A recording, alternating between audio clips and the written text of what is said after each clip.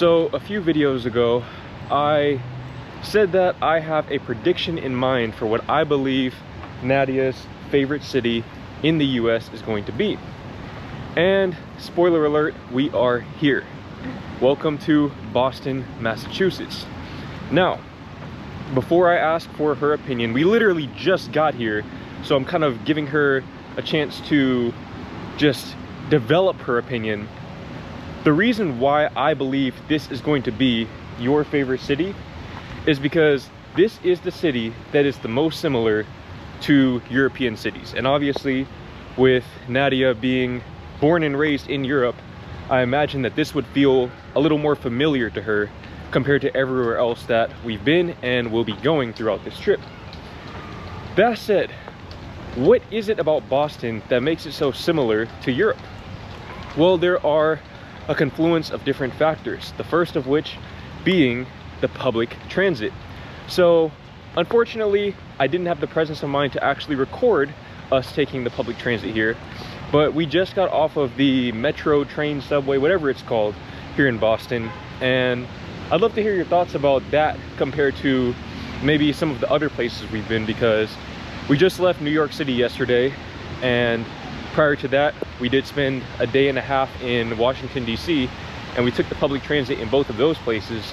We also tried taking the public transit in Dallas, and obviously that didn't go very well. But what are your thoughts on the public transit system, not even just here, but in this region of the country, the Northeast in general? Yeah, I mean, the fact that it's even here and operating is already really nice. And well, it seems like here in Boston the subway is a little bit more maybe outdated, yeah, than in the other places as far as the seating goes. Exactly, but not to cut you off, but the reason why that is, I think, I just saw a sign as we were walking out of the subway. I think this was actually the first subway ever created in the US. So I think that kind of explains why it looks so dated, to say the least. But I mean, it works. It does. Gets you places. So yeah. So public transit out here is a lot more extensive, and because oh, sorry. Go ahead. You can even just buy tickets to the machine with your card, and in Dallas you can't. Yeah, don't even remind me of that. Yeah. I'm still salty about that, by the way. But because the public transit out here is so extensive, as a natural consequence, you see a lot more people out and about walking. So it's a pretty rainy day, but I mean, there are still people out and about. Yeah. It's pretty cold too, especially given that it's almost June as we're filming this. But there are plenty of people out here. I've never been out here in the summer, so I can imagine that it's probably 10 times livelier than this. But you do see a fair amount of pedestrians out here, because obviously if people are taking public transit, that means that they're not going to be in their cars as much. So that's definitely a European characteristic. Maybe it's not just unique to Europe, but at least compared to Dallas, there are a lot more people walking out and about. So I don't want to hear the excuse from people from those car-centric cities that it's about the weather or whatever, because hey, it's raining, we're out here getting wet, hair is gonna get messed up, but hey, what's the saying? The Dutch saying, wij zijn niet inderdaad. Now, the next reason why Boston, let's actually move away from these cars, get rid of some of that road noise. Can I say? Yeah, of course. These lights seem a lot more elevated. Elevated how? Lights. Like, yeah. They're actually made from iron, and they're standing instead of hanging from this electric wire. Yeah. Now, see, the people in the Netherlands don't know anything about that. So basically, something that we've observed, I already knew this, but I don't think you really saw a whole lot of that before. But basically, in most of the US, a lot of the traffic lights literally just hang on this wire. And a lot of times the wire is not even straight. So the lights are kind of leaning to one side or another. Yeah. You don't know which lights are for which road, things like that. And it's honestly very stressful. But... And then also,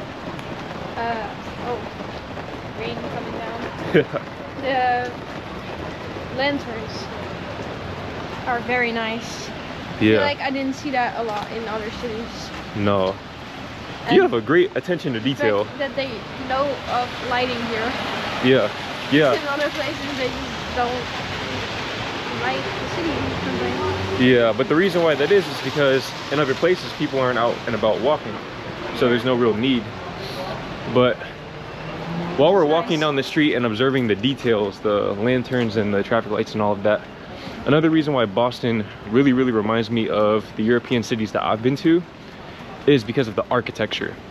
So listen, I'm not an expert on architecture by any means. I don't know what postmodernist or contemporary, I don't know what any of that shit means at all. What I do know is that visually and anecdotally, this just kind of looks like Europe. I mean, am I wrong? Obviously, you have a lot more experience. No. This does have kind of a European feel to it. Yeah. Even with the brick roads or brick sidewalks. Maybe this road is a little bit wider than your typical European road. But that could also be unique to this specific place that we're at right now. And I think that as we kind of go into some of these back streets, we'll see a bit of a difference there. But what do you think about the architecture here? Especially compared to other places that we've seen thus far. Yeah, I like this architecture a lot more, I think. I almost sit there, I hope you didn't see that. I hope they did. But it seems like it has more character. And then, well, New Orleans is like character too, but in a different way. Yeah. Like, which part of New Orleans? Just to be as specific as possible.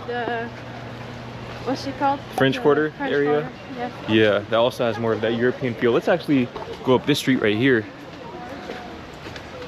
But the architecture is definitely very different here. And I imagine that for most people who grew up in Europe, especially Western Europe, this will be a lot more familiar to them. A lot more mid-rise development. I don't really know what qualifies as mid-rise, but I would think this is mid-rise development. This seems like something you might see in Europe. Yeah. Just this little side road. Now this hill right here, you don't see a whole lot of these in the Netherlands. But as far as the buildings themselves, the layout definitely feels very European. Now, a big part of the reason why everything feels so charming and kind of has that European flavor to it is because Boston is just very old. So you heard me mention earlier hold on, this hill is just kicking my ass right now. But I don't know if the camera is really doing it justice. This is a really steep hill. Yeah. But basically, you heard me mention earlier in the video that Boston actually had the first subway in the US. Yeah. I want to say it was maybe in the 1600s based on what that sign said. Something like that. Correct me if I'm wrong. But Boston is one of the oldest cities in the US, as is the case with many of the other cities in this region. From New York City to, hold on real quick, let's go ahead and cut across here or something. Take a left up here because I don't think I can film this video while walking up this hill. But Boston is a very old city, which is also the case with a lot of European cities. Even though World War II obviously decimated a lot of Western Europe and required rebuilding efforts, a lot of Europe still maintains that sort of old aesthetic. And again, I think that this is what really creates that charm, so to speak. But this right here, I mean, you see you have these stone roads right here. You probably don't see a whole lot of that in Europe, but again, the brick, you see a lot more of that. And just the age in general, that feeling that you're in a historical place. I feel like... stones in Europe. Sorry? You do see something here. You do? Yeah. Where? Yeah. Maybe in the UK? Cobblestones. Oh, I didn't know that. Well, But sometimes it's more in smaller towns and stuff. yeah, that makes sense. There was that one small town that we visited where we took those pictures. What was that city called in the Netherlands? Pedestrian. Yeah, that. If you're Dutch, then you know what she's talking about, probably. But that's a place that feels very historic. You can literally feel the history. And a lot of those old church buildings. I think there was one right next to the Boston Common, which is basically this big park, kind of right in the middle of downtown. But, I mean, this right here, I like this. Yeah. I really like this. How do you feel? Yeah, I like this. It feels, I don't know, elevated, Elevated how? but charming. I don't know, the black makes it seem more elevated or something. As in the posh? designs. Yeah, Okay, yeah. yeah. It was still charming. Yeah. Yeah, I definitely like this as well. I honestly, truthfully, would not really mind living here. In this specific area. I don't know much about the rest of Boston, but this part of Boston, I wouldn't mind living here. I've literally only been here a combined maybe 3 or 4 hours. Yeah. But the time that I have spent here, I mean, I can just imagine us living in that building right there. Yeah, I mean, And then walking to the Boston Common across the street. this seems a lot nicer than New York. Yeah, for sure. And we'll probably make a whole separate video talking more about our experience in New York. It was great, Yeah. but I think we both collectively decided, correct me if I'm wrong, that New York is not a place we would want to live. No. It's definitely not a place we would want to live at all. But another reason why Boston is very similar to Europe is because of the education. Now, if I'm being honest, Boston is probably top 5 cities in the whole world, not just in the US, in the whole world, from an education standpoint. I mean, just the universities here, Harvard University, no explanation needed, MIT, Massachusetts Institute of Technology, I think, I don't know. I dropped out of college, but MIT is a very, very good school, very difficult to get into. Boston University, and I think just about every university within the Boston area is very difficult to get into. And that is not a coincidence. It's because Boston and Massachusetts in general value education very highly. And the public education system out here is very good compared to a place like, let's say, Louisiana or even Texas. Are you okay? Yeah. I heard those footsteps in the back. I was like, those don't sound very stable. But this is something that I've noticed about Europe as well, at least the Netherlands. I don't know too much about the other countries, but I would imagine in most of the very, very well-developed European countries, the public education system is a step or two above what you get here in the US. And even just in the Netherlands alone, you have this system where everything is kind of tailored to a student's particular proclivities. And I mean, here it's kind of a one-size-fits-all thing, but basically the education is much, much better here. And I think that also might have something to do with it being a historical city. I think that maybe in places that are more historical, people just tend to be a little more, how do you put this, cultured. People just have a better understanding of cultural customs and maybe more life education in addition to book smarts. But I don't know if you want to add any closing thoughts to this video. I know you literally just got here. We've been walking around for 10 or 15 minutes, but would you say, just based on your first impressions, that this is your favorite city? Yeah. You love to see it. Say that. This and then DC probably. So DC's number 2. What's number 3 so far? Yeah. Honestly, it's kind of a blur where we've even been. Yeah.